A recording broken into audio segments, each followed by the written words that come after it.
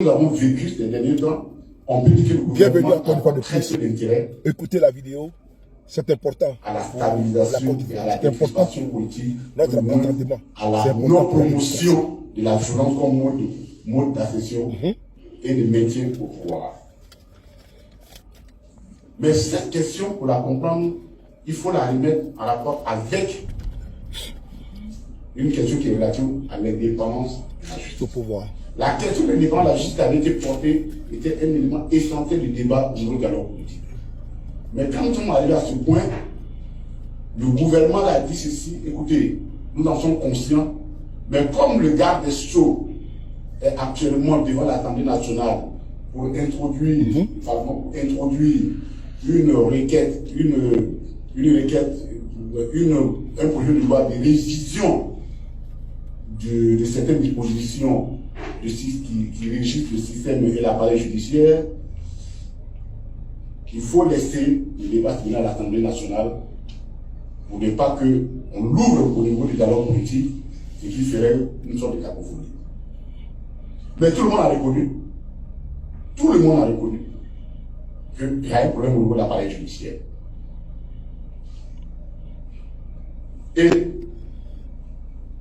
Mais il n'est pas possible, et comme nous le disons, d'asseoir une démocratie qui ne se forme pas, qui n'est pas assise, qui n'est pas nourrie, ou du moins qui n'est pas contrôlée par un appareil judiciaire indépendant. Ça, c'est la moindre des choses. Or, et le débat a été houleux.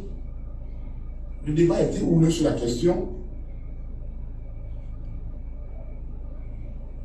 Donc, pour nous, le point B2, pour qu'il y ait une démocratie apaisée en Côte d'Ivoire, il faut que l'appareil judiciaire accepte de devenir un appareil indépendant, mais non pas un appareil politique ou un appareil militant. Cela est très important. Parce qu'un homme ne verse dans la violence que lorsqu'il ne trouve pas d'écho favorable auprès des institutions qui sont chargées de réparer ses torts. Politique. Ado Richard, un procureur RHDP. Mais pour nous, les récents événements justement nous démontraient étaient à souhait notre position sur la question. Et nous avons cité des cas de déni de justice. En décembre, nous avons révélé la justice à ce qu'ils comprennent. En décembre 2010, à la mai, des personnes qui se sont ingéniées, qui se sont vraiment données à cœur du choix, détruire la fille du président de à fond, molester les militants, incendier des cars, jeter des cocktails Molotov. Elles se sont filmées. Elles se sont filmées. Elles ont même posté ça. Et elles ont même affirmé qu'elles agissaient pour le compte, pour protéger le Premier ministre, qui est l'initiateur du dialogue politique. Mais dans un pays de justice, ces personnes ne peuvent pas être en liberté.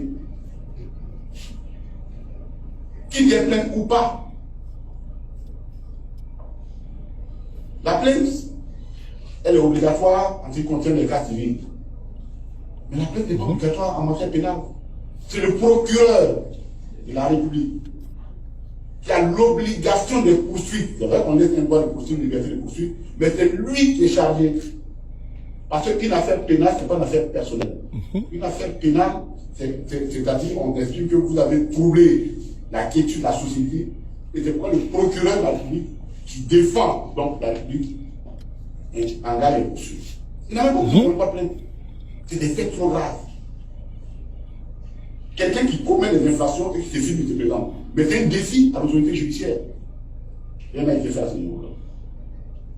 Jusqu'à aujourd'hui, rien.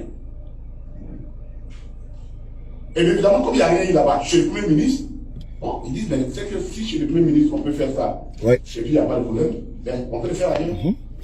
Et c'est ce qui s'est passé à Camille et à Thélo avec Stéphane Guipé. Où des personnes ont scandé ouvertement, cassé des bâches, par notre nom, que vous n'avez pas le droit de venir ici, ainsi de suite. Aucune poursuite n'a été engagée contre ces personnes. Il y a même des personnes qui ont essayé de défendre ça. De justifier.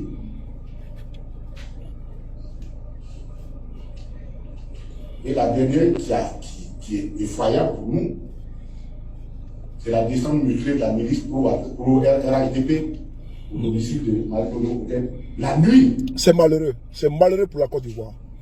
Des personnes et qui se sont également filmées, qui arrivent au domicile de quelqu'un qui tient en laisse les occupants de la maison, qui vont avoir 2 fois la première fois qui menacent. Bon, il faut dire de nous appeler. Si elle ne nous appelle pas, nous à venir. Et le lendemain, c'est pas ils reviennent. Ils sont filmés. Une vidéo sort.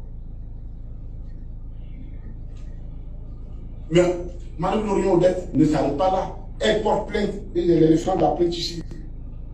Wow. Le 20 mars 2003, la plainte est enregistrée sur le numéro SMT 191 PVM 191 PU-35 du 20 mars 2003.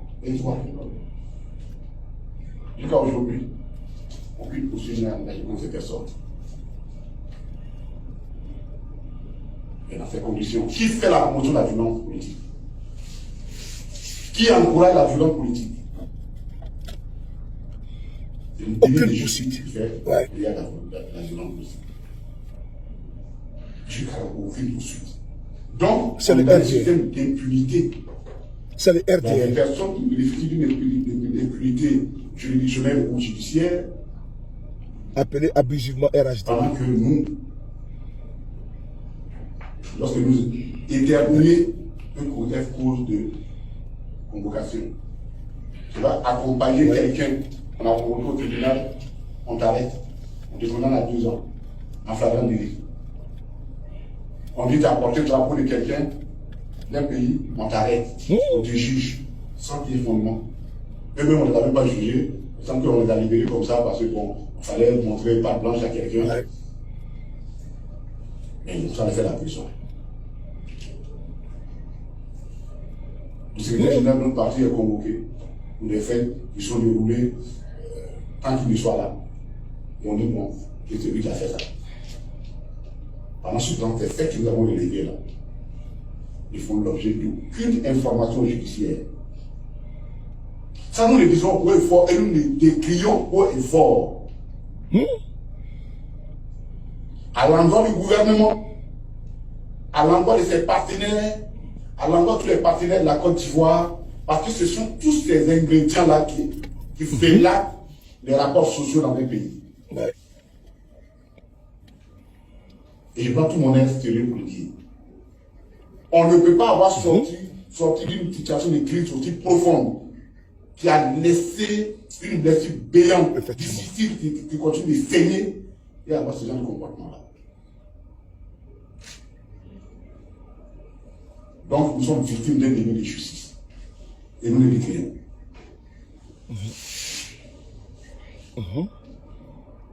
Et c'est ça aussi qui peut expliquer la réticence et qui justifie, ça explique ce que nous avons dit précédemment.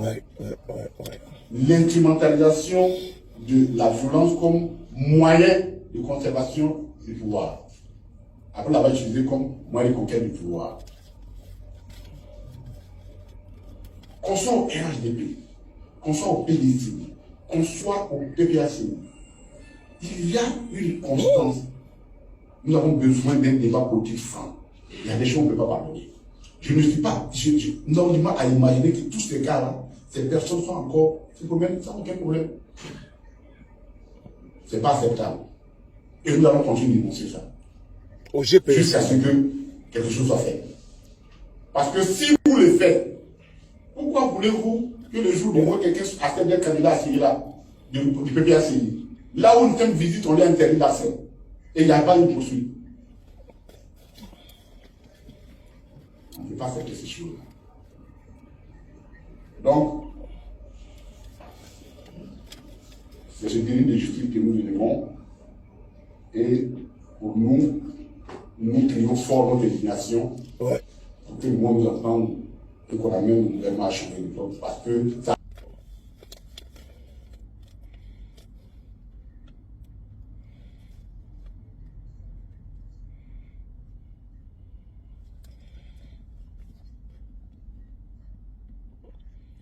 Déni de justice, déni de vérité, déni de la réalité. Voici le constat clinique de la situation politique en Côte d'Ivoire. Une situation délétère, oui délétère, créée par le parti sectaire ethno-tribal RDR. Frères et sœurs, vous avez ici les rapports cliniques faits par le ministre Kone Katina. Ça fait froid au dos. L'injustice totale pour les militants du RDR. Une jurisprudence à ne pas copier. Dans un pays responsable, dans un pays de justice, de droit, l'on ne doit pas confondre liberté et libertinage. Les concitoyens et les citoyens sont égaux devant la loi, devant la justice et devant le droit. Dans un État, il n'y a pas de favoritisme. Parce que l'un est militant du parti au pouvoir et l'autre est de l'opposition. Dans un État de droit, tous les citoyens sont égaux devant la loi. Ce n'est pas le cas avec M. Ouattara. On a vu ici avec un certain Al-Mustafa qui n'a pas hésité sur la place publique à menacer les chrétiens catholiques avec des microbes ils ont même fait une fatwa, lancé une fatwa, de vouloir verser le sang des chrétiens catholiques en Côte d'Ivoire. Aucune personne n'a été interpellée. Mieux, l'abject a atteint le fond. L'infâme a atteint le fond. La bêtise insistant toujours, et cette bêtise a atteint le fond, a touché le fond. Un ministre de la République, du nom de Adjoumani, à cause d'un discours d'apaisement, de conciliation, de rassemblement, de modération, oui, de Monseigneur Coutouan en Côte d'Ivoire. On a vu un ministre aller désacraliser l'église catholique, l'ancêtre. Et là-bas, il s'est assis, il a lu un discours politique. C'est une première dans l'histoire de la Côte d'Ivoire où un homme politique décide avec le moyen de l'État, avec policiers et gendarmes, il va se rendre à la cathédrale pour lire un discours. Parce qu'il n'est pas content du discours d'apaisement de Monseigneur. Adjoumani l'a fait. C'est en Côte d'Ivoire. La promotion de l'impunité est d'abord, l'exemple vient d'en haut. Mais si en haut est pourri, comme on le dit, le poisson pourrit par la tête. Mais si la tête est pourrie, si la tête n'est pas exemplaire, si la tête est brutale, si la tête est barbare, si la tête a un comportement microbien, oui, les microbes de Côte d'Ivoire, ou ces enfants qui sèment la désolation, la mort, aux esprits mortifères, ont été baptisés comme des anges. On dit les enfants en conflit avec la loi. La promotion toujours de la violence, la barbarie. On a vu ici, en 2020, à travers les simulacres d'élection, des individus dans un baka, tristement célèbre, qui arpentaient les communes d'Abidjan et qui semaient la désolation. Des machettes étaient distribuées afin de se faire des membres de l'opposition. Le baka vert a été dans le renfort de la police nationale. Amnesty International a fait un rapport sur ça. Les occupants du baka vert et le baka vert lui-même, dont l'immatriculation est connue et sûre de tous. Le baka vert qui a sillonné la capitale abidjanaise n'a jamais été retrouvé. Les plaques numérologiques en Côte d'Ivoire qui sont répertoriés dans la base de données du ministère des Transports, ils n'ont pas retrouvé le bac à verre. Jusqu'à nos jours. Ceux qui ont assassiné Soro-Kogna à Korogo n'ont jamais été arrêtés. Ceux qui ont assassiné Lassine Koulibaly n'ont jamais été arrêtés. Ceux qui ont semé la chienlit par les élections municipales, il y a de cela 5 ans, n'ont pas été arrêtés. Ceux qui ont assassiné Asseguela par les élections régionales n'ont pas été arrêtés. Ceux qui ont semé la chienlit à Bassam n'ont pas été arrêtés. Oui. Ceux qui sont allés verser le sang humain devant la résidence du président Bédié, qui sont connus, qui sont sûrs. Ces personnes-là, qui s'affirment à la face du monde, être le militant du RDP, du RDR. Ces personnes menacent à tout va. Menaçant un ancien chef d'État. Ils n'ont pas été inquiétés. Le procureur de Côte d'Ivoire, de la République, Adou Richard, n'a pas daigné convoquer ces personnes, comme il est fait. Dès l'instant, c'est un membre de l'opposition qui, ma foi, critique M. Ouattara, ou bien a des propos dits sur Facebook, on les prend, on les met en prison, puisqu'il n'est pas du RHDP. On l'a vu ici, par les élections présidentielles, similaires de l'élection présidentielle en Côte d'Ivoire. Des militants du RHDP qui appelaient au massacre des Baoulés, des BT. Mais ces personnes vont à Abidjan, ils viennent tranquillement. Ils n'ont pas été inquiétés. Ils n'ont jamais été convoqués. C'est contre ça, nous, on se bat. On a vu encore une fois de plus ces personnes encore se déporter chez Lorounion. Ex-député de Côte d'Ivoire, honorable Lorounion. Ces personnes-là, qui sont des justiciers, qui sont les bras séculiers de la justice ivoirienne, ils ont menacé à 2 reprises cette dame. Ils ont filmé et ils ont publié. Ils n'ont jamais été inquiétés. La tête de gondole, un certain Awaza, bras séculier de M. Cissé Bakongo, l'actuel maire de Koumassi. Oui, c'est son bras séculier. Ils n'ont pas été inquiétés parce qu'il est du parti au pouvoir. Une jurisprudence à ne pas copier. C'est important. Ces mêmes individus au comportement frélaté, au comportement barbare, ces mêmes personnes-là, ces tonneaux vides, ces bandes d'idiots et d'imbéciles, n'ont pas hésité également à empêcher l'activité de Konekat et de Stéphane Kipré dans le nord de la Côte d'Ivoire. Ces mêmes personnes n'ont pas hésité à brûler un car parce que le président Gbagbo devait se rendre dans une région de la Côte d'Ivoire. Ils ont brûlé un car avant même que l'activité ne se tienne. Ils ont menacé sur Facebook. Et ils sont passés à l'acte. De la parole aux actes. Ils ont brûlé même un car. Détiré les affiches. Il n'y a rien. Mais des militants du PPACI qui sont allés accompagner d'Amara Picasse, ils n'ont troublé ni leur public. Ils ont été arrêtés et mis en prison. 2 ans de prison. Plein. Des jeunes qui, dans leurs euphories, au cours d'une manifestation, ont brandi un drapeau de la Russie. Ils ont arrêté ces jeunes et les ont mis en prison. Voici les 2 poids 2 mesures en Côte d'Ivoire. Comme l'a dit le ministre Colonel Katina, on doit toujours dénoncer ça.